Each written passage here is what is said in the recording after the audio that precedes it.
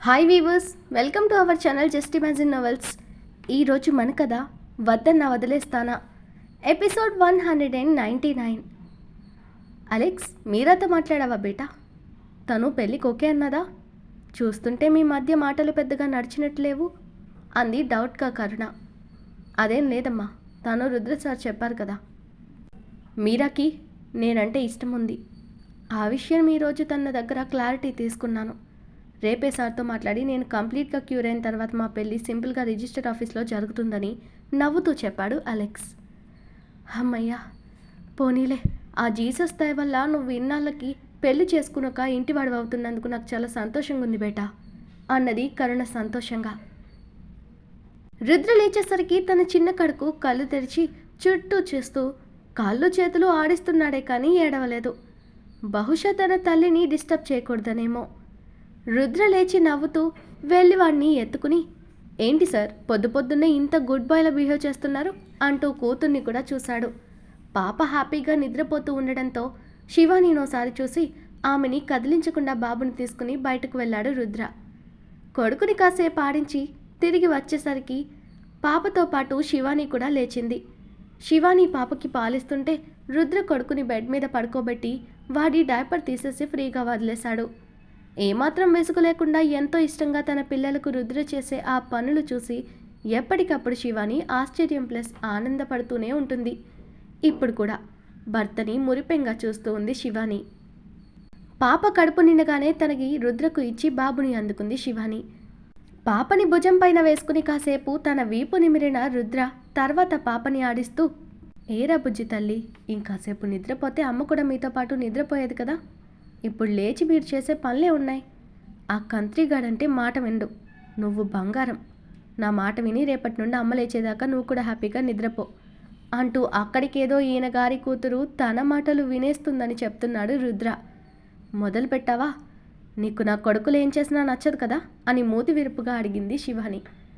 కొడుకు పాలు తాగడం ఆపి శివాని మాట్లాడేసరికి కళ్ళు చిట్లించి చూశాడు. రుద్ర శివాని పక్కన కూర్చుని, నువ్వరవకే, వాడు చూడు ఎలా చూస్తున్నాడు, ఫస్ట్ పాలు తాగని, ఎప్పుడో లేచాడు పాపం అని మెల్లగా చెప్తూ శివాని బుగ్గ మీద ముద్దు పెట్టి భార్యని కూల్ చేశాడు రుద్ర. వీటికేం తక్కువ లేదు అని ముద్దుగా మూతి తిప్పి తిరిగి కొడుకుకి తన స్తన్యం అందించింది శివాని. పాప నొల్లో పెట్టుకుని శివాని భుజం పైన పెదాలానించిన రుద్రను చూసి, నేను స్మెల్ వస్తాను, నాకు దూరంగా ఉండు రుద్ర. వీళ్ళు పగలంతా నా మీద పాసిపోస్తారు. ఈ పాలు నా నైటీకి బ్లౌజ్కి అంటుకుంటూ స్మెల్ వస్తాయి. నాకే ఒక్కసారి ఇరిటేషన్ వస్తుంది అని చెప్తున్న శివాని భుజం చుట్టూ చెయ్యేసి సైడ్ నుండి హత్తుకున్న రుద్ర ఆమె బుగ్గ మీద ముద్దు పెట్టి, ఏమైందిరా, ఎందుకు చిరాగ్గా ఉన్నావు, నైట్ నిద్ర చాలలేదా అని అనునయంగా అడిగాడు. ఆమె మూడ్ స్వింగ్స్ ఉదయమే గమనించాడు రుద్ర. పాలు తాగేసిన బాబుని బెడ్ మీద పెట్టి లేచి వాష్రూమ్కి వెళ్ళింది అతనికి సమాధానం ఇవ్వకుండానే. ఏమైంది దీనికి అనుకున్నాడు తననే చూస్తూ రుద్ర. అరగంట తర్వాత స్నానం చేసి డ్రెస్అప్ అయి వచ్చిన శివాని అద్దంలో చూసుకుని బొట్టు పెట్టుకున్నాక రుద్ర ఎదురుగా నిలబడి అతన్నే సూటిగా చూసింది. రుద్ర అయోమయంగా తననే చూస్తూ ఏమైందే అన్నాడు. నీకిప్పుడు ఇలా ఉన్న నన్ను చూస్తుంటే ఏమనిపిస్తుంది? పిల్లల పుట్టక ముందున్న ఆనీనే బాగున్నాను కదా అంది. రుద్రకు ఆమె ఏమడగాలనుకుంటుందో అర్థమైంది. అండ్ ఆమె చిరాకుకి కారణం కూడా తెలిసి ఒళ్ళోని పాపని బెడ్ మీద కొడుకు పక్కన పడుకోబెట్టిన రుద్ర ఆమెని లాగి తన ఒళ్ళో కూర్చోబెట్టుకున్నాడు. ఆమె నడుము చుట్టూ చేయి వేసి హత్తుకుని, ఏమైంది నా శివంగికి, ఎవరైనా నిన్ను ఇన్సల్ట్ చేశారా అని అనునయంగా అడిగాడు రుద్ర. ఎవరూ ఏమీ అనలేదు అంటూ అతన్ని హత్తుకుని మెడవంపుల్లో మొహం దాచుకుంది శివాని. ఆమె వీపు నిమురుతూ, నీకేమైనా ప్రాబ్లం ఉంటే చెప్పు శివ, నీలో నువ్వే దాచుకునేలా సఫర్ అయితే ఎలాగమ్మా? నువ్వు డల్గా ఉంటే పిల్లలు కూడా బాగోరే. నా శివమ్మకి ఏమైంది? కొత్తగా ఇన్సెక్యూరిటీ ఫీలింగ్ ఎందుకు వచ్చింది? నీ మీద నేను చూపించే ప్రేమలో లోటేమైనా చేశానా? చెప్పు, నాకు తెలియకుండా నిన్ను హర్ట్ చేస్తుంటే సరిదిద్దుకుంటాను అని చెప్తున్న రుద్ర మాటలని అడ్డుకుంది శివాని. అతని నోటి మీద చెయ్యి వేసిన ఆమెని చూసి నవ్వుతూ ఆమె చెయ్యి పట్టుకుని దించి, మరేంటో చెప్పమ్మా అని ఆమె గడ్డం పట్టుకుని అనునయంగా అడిగాడు రుద్ర. శివాని అతని కళ్ళల్లోకి చూస్తూ, నీ ప్రేమని తక్కువ చేయలేను. అనుక్షణం మమ్మల్ని నువ్వు ఒకేలా ప్రేమిస్తావు, కానీ నాకే ఏదో అవుతుంది రుద్ర. నా బాడీ షేపులు మారిపోయి వికారంగా ఉన్నాననిపిస్తుంది. బయటికి వెళ్ళినప్పుడు నీ పక్కన నన్ను చూసి జనాలు, ఇతను ఇంత బాగున్నాడు కానీ తన భార్య చూడు ఎలా డ్రమ్ములా ఉందో అని ఎగతాళి చేస్తారు. అంతేకాదు నాకు ఇదివరకు ఉన్న బలం ఓపిక కూడా తగ్గిపోయాయి అనిపిస్తుంది. చిన్న పనికి అలసిపోతున్నాను. రేపు మన పిల్లలకన్నీ చేయగలనా అనే భయం మొదలైంది. ఇంకా నాకు ఒక భయం కూడా ఉంది. ఇప్పుడు నువ్వు బాగానే ఉన్నావు, కానీ పోను పోను నీకు కూడా నేను నచ్చనేమో, వేరే ఎవరినైనా నీ లైఫ్లోకి వచ్చేస్తారేమో అని భయంగా ఉంది అని కన్నీళ్లు పెడుతున్న శివానీకి పిచ్చికి ఏమనాలో రుద్రకు అర్థం కాలేదు. సూటిగా ఆమెనే చూస్తూ నా ప్రేమని ప్రూవ్ చేయాలంటావు అన్నాడు రుద్ర. శివాని తలదించేసి చేతులు నలిపేసుకోవడం చూసి ఆమెను బలంగా హత్తుకున్న రుద్ర ఆమె హృదయపు లోతుల్లో మొహాన్ని అద్ది అక్కడ ముద్దు పెట్టుకున్నాడు. నో బేబీ, నాకు నీ దగ్గర ఈ బేబీ మిల్క్ స్మెల్ అంటే చాలా ఇష్టం. ఇక ఇది అంటూ ఆమె చీర కుచ్చిళ్ళు కిందకు లాగి కనపడుతున్న ఆమె పొత్తి కడుపుని ప్రేమగా తాకుతూ, ఇది నా పిల్లలకు జన్మనిచ్చిన గర్భగుడి. నీ షేపులు మారి నీకు నువ్వు అందంగా లేవు అనిపిస్తే నేను దగ్గరుండి వర్కౌట్స్ చేయించి హెల్దీ డైట్తో నిన్ను పాత శివానీలా మార్చగలను. నాకు నువ్వు అలా ఉంటేనే నచ్చుతావని ఎలా అనుకున్నావు శివ? నాకు బంగారం లాంటి ఇద్దరు పిల్లల్ని మోసిన ఈ స్థానం అంటే గౌరవం. నాకెన్ని సంతోషాలు అందించినా నీ మీద ఎనలేని ప్రేమ ఎప్పటికీ మారవు. పేరుకే కాదు, నిజంగానే ఆ శివుడిలాగే నాలో సగభాగానివి నువ్వు. ఎప్పటికీ ఈ రుద్రదేవ్ ఈ శివానీకే సొంతం. నాకెంతో ఇష్టమైన మా అమ్మ సాక్షిగా, నా ప్రాణమైన పిల్లల సాక్షిగా చెప్తున్నా, నిన్ను దాటి నేను మరో ఆడదాన్ని తాకడం కాదు కదా, చూపు కూడా వెళ్ళనివ్వను. ప్రామిస్. బయటెవరో ఏదో అనుకుంటారని ఎవరో పనికి మాలిన వాళ్ళు భార్యలు పిల్లల్ని కన్నాక అందంగా లేరని పక్కదారి పడితే నేను అలాగే చేస్తానని ఆలోచించి నిన్ను నువ్వు బాధ పెట్టుకుంటూ నీ చుట్టూ ఉన్న మమ్మల్ని కూడా బాధ పెట్టుకుంటావా? చెప్పు శివ, నీకింకా నాపై ఏదైనా డౌట్ ఉంటే నువ్వేం చేసినా ఎందుకు ఏంటి అని అడగకుండా చేస్తానే, అడుగు అన్నాడు గంభీరంగా రుద్ర. అప్పటికే తను అనవసరంగా రుద్ర మనసును బాధ పెట్టానని ఏడుస్తున్న శివాని అతని ఎద మీద వాలిపోయి అతన్ని గట్టిగా హత్తుకుంది వెక్కుతూ. ఆమె ఫేస్ చేతుల్లోకి తీసుకున్న రుద్ర ఆమె పెదాలను అందుకుని స్మూత్గా కిస్ చేస్తూ ఆమె వెన్ను నిమురుతూ ఆమె ఏడుపు ఆగేదాకా వదలలేదతను. తర్వాత నిదానంగా ఆమె పెదాలని వదిలి ఆమె మొహంలోకి చూస్తూ, నన్ను అనుమానించావని నీ మీద నాకేమీ కోపం లేదు. ఓవర్ థింక్ చేయకు శివ అన్నాడు స్మూతీ వాయిస్తో. ఐఎమ్ సారీ రుద్ర, ఏంటో నా మైండ్ సరిగ్గా లేదు అంటుంటే ఆమె పెదవుల మీద వేలు పెట్టి, వదిలే. వాడు చూడు నువ్వు ఏడుస్తున్నావని వాడు కూడా ఏడవడానికి రెడీ అయిపోయాడు. ఇక నీ పెద్ద కొడుకు వచ్చాడంటే నేనే నిన్నేదో చేసి ఏడిపించానని ఏకంగా నాపై వారు ప్రకటిస్తాడు అని చిన్నగా నవ్వాడు రుద్ర. శివాని చిన్నగా నవ్వి బాబుని ఒళ్ళోకి తీసుకుని గుండెలకు హత్తుకుంటే రుద్ర పాపని తన ఒళ్ళో పెట్టుకుని సైడ్ నుండి శివానీని బాబుని కూడా హత్తుకున్నాడు. రుద్ర భుజం పైన వాలిన శివాని అతని బొగ్గ మీద ముద్దు పెట్టింది. రుద్ర చిరునవ్వుతో ఆమెని చూస్తూ, మీరా గురించి నీకో విషయం చెప్పాలి శివ అనగానే శివాని టక్కులు లేచి, ఏమైంది దానికి అని కంగారుగా అడిగింది. అబ్బా టెన్షన్ పడకే, మీరాకి అలెక్స్కి పెళ్లి చేద్దామనుకుంటున్నా. మీరా పెళ్లి కొప్పుకుంది కానీ ఇప్పుడే వద్దంటుంది. తనతో నువ్వే మాట్లాడి తొందరగా పెళ్లి కొప్పించు. ఎందుకంటే అలెక్స్ ఎన్ని రోజులని ఒంటరిగా ఉంటాడు. మీరాకి పాపకి కూడా అలెక్స్ తోడుంటాడు. మన బాధ్యత తీరుతుంది. ఏమంటావు అని అడిగాడు రుద్ర. శివాని ఆశ్చర్యంగా, ఇదెప్పుడు జరిగింది?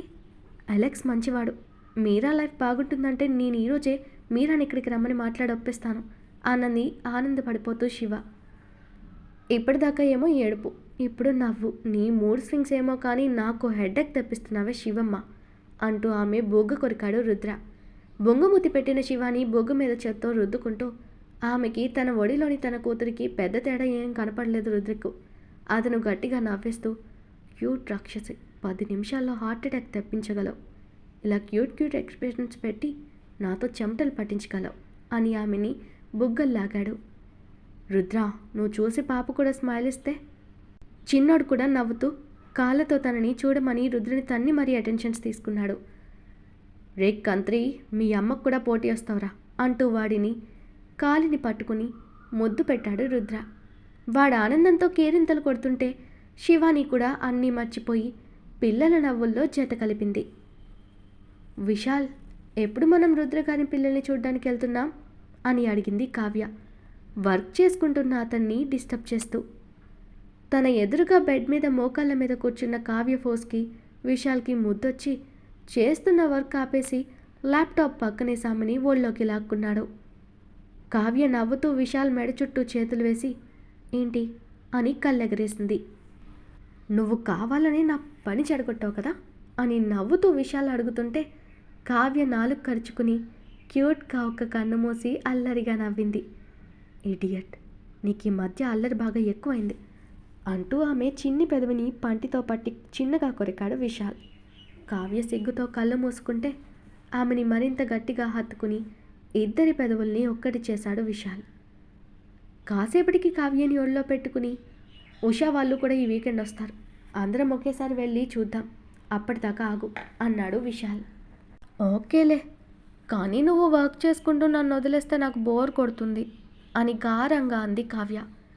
రాణి గారికి ఇప్పుడు ఏం కావాలో సెలవు ఇవ్వండి, వర్క్ అటకెక్కించావు కదా, సతీ సేవైనా చేసుకుంటానన్నాడు డ్రామాటిక్గా విశాల్. కావ్య బొంగమూతి పెట్టి, నాకంటే నీకు ఆ వర్క్ ఎక్కువైతే దాంతోనే ఉండు, నేను పోతాను అంటూ లేవబోయింది. ఆమెని అలాగే వదలకుండా పట్టుకుని, నేను చెప్పాను అలాగని, నీకు అలగడానికి ఏదో రీజన్ కావాలని నాపై అబద్ధాలు చెప్తావా అంటూ ఆమెకి గిలిగింతలు పెట్టాడు విశాల్. కావ్య గలగల నవ్వేస్తూ వద్ద వేస్తూ వదిలే అంటుంటే అతను ఆమెని బెడ్ మీదకు తోసేసి తన పైకి చేరిపోయాడు. ఇందాకేదో అన్నా, ఇప్పుడు చెప్పు అంటూ ఇంటెన్స్గా చూస్తుంటే కావ్య సిగ్గుతో అంటూ తలడ్డంగా ఊపింది. విశాల్ నవ్వుతూ ఆమె మెడవంపుల్లో ముద్దు పెట్టి మెల్లగా తనని ఆక్రమించుకుని ఆమెపై తన ప్రేమను కురిపించాడు. కళ్యాణ్ ఆఫీస్కి రెడీ అవుతుంటే కాఫీ కప్తో వచ్చిన సురేఖ అతని ఎదురుగా నిలబడి అతనికి టై కడుతుంది. అతను నవ్వుతూ భార్య నడుముని రెండు వైపులా పట్టుకుని దగ్గరకు తీసుకుంటూ, ఇవాళ నా బంగారానికి ఇంత దయ కలిగిందేంటో, అడగకుండానే దగ్గరకొచ్చావు అన్నాడు చిలిపిగా నవ్వుతూ కళ్యాణ్. సురేఖ సిగ్గుపడుతూ, నేను మీకు హెల్ప్ చేద్దామని వచ్చాను అంది చిన్నగా. రేఖ, నీకు సిగ్గు ఎప్పటికి పోతుందిరా, మనకి షష్ఠి పూర్తి జరిగినా నువ్వు ఇలాగే సిగ్గుపడుతూ ఉండు, నాకు నీ మీద రోజు రోజుకు మోజు పెరిగిపోతూ ఉంటుంది, అలా చేస్తున్నావు తెలుసా నువ్వు అన్నాడు గారంగా. అబ్బా, మీరు ఇలా మాట్లాడితే నేను వెళ్ళిపోతాను అంది బొంగమూతి పెట్టిన సురేఖ. ఆమె పెదవుల మీద పెక్కిచ్చి నవ్వుతూ, ఊరించి దూరం పెట్టడం నేను చూసే నేర్చుకోవాలి బంగారం అన్నాడు కళ్యాణ్. నేనేం చేశాను అని అమాయకంగా చూసింది సురేఖ. ఇదిగో ఇలాగే ముద్దు ముద్దుగా చూసి నాకు నిన్ను ఏవేవో చెయ్యాలనే చిలిపి కోరికల్ని పుట్టించావు అంటూ ఆమె నడుము చుట్టూ చేతులు బిగించి బిడియంగా చూస్తున్న సురేఖ పెదవుల దగ్గరగా వచ్చిన అతను ఇంటెన్షన్ అర్థం చేసుకున్న సురేఖ కళ్ళు ఆల్చేసింది. కళ్యాణ్ మెల్లగా ఆమె పెదవులను అందుకుని 10 నిమిషాలు స్మూత్గా కిస్ చేసి వదిలి, నేను వదిలి అస్సలు వెళ్ళాలని లేదురా, కానీ ఆఫీస్లో ముఖ్యమైన మీటింగ్ ఉంది, లేదంటే ఇవాళ నిన్ను అసలు వదిలేవాణ్ణి కాను అన్నాడు ప్రేమగా. సురేఖ లోపల కంగారుగా అతనికి దూరం జరిగి, అలా వద్దు, మీరు బయలుదేరండి, ఇదిగోండి కాఫీ అంటూ కాఫీ కప్ కళ్యాణ్ చేతిలో పెట్టిన సురేఖని వింతగా చూశాడు కళ్యాణ్. ఎందుకంటే ఆ కాఫీ చల్లగా అయిపోయింది.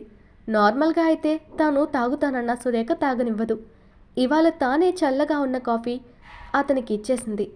తాను చేసిన అల్లరి వల్ల ఆమె అలా కంగారుగా ఆలోచించిందేమో అనుకుని కాఫీ నొక్క గుక్కులో తాగేసి ఆమె నుదుటిన ముద్దు పెట్టి బాయ్ చెప్పాడు కళ్యాణ్. అతని వెనకే వస్తున్న సురేఖ కళ్యాణ్ కారులో కూర్చుని బయటికెళ్లేదాకా చూస్తూ చెయ్యి ఊపి సాగనంపింది. తర్వాత లోపలికొచ్చిన ఆమె రూమ్లోకి వెళ్ళి ఎవరికో ఫోన్ చేసి మాట్లాడి పెట్టేసి రెడీ అయింది. పర్స్లో కళ్యాణ్ దగ్గర తీసుకున్న క్యాష్తో పాటు రుద్రిచ్చిన కార్డు తీసుకుని బయటకొచ్చి సువర్ణతో, అత్తయ్య నేను వెళ్ళి రానా అంది. సరే రేఖ, నిదానంగా నీకు కావాల్సినవి చూసి తీసుకునిరా, వాడికి చెప్పావా అని అడిగింది సువర్ణ. నిన్ననే చెప్పాను అత్తయ్య అంది సురేఖ. సరే సరే జాగ్రత్త అని సువర్ణ చెప్తే ఆవిడ కాళ్లకు నమస్కరించి బయటకెళ్ళిపోయింది సురేఖ. ఆల్రెడీ క్యాబ్ వెయిట్ చేస్తుండడంతో సురేఖ అందులో ఎక్కి కూర్చుంది.